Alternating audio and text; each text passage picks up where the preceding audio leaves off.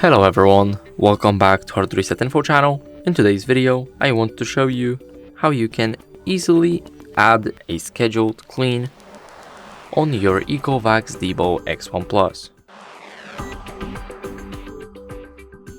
So first, in the application, click on the robot. Now scroll down until you see scheduled clean. Now click it and here click add.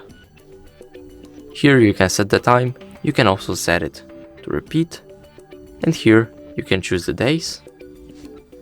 Here you can also change the cleaning mode from auto to room, and here you can select the rooms that you want to clean. Now after you're done, simply click save, and that's it. Thank you guys for watching, make sure to leave a like, subscribe, and see you in the next video. Bye.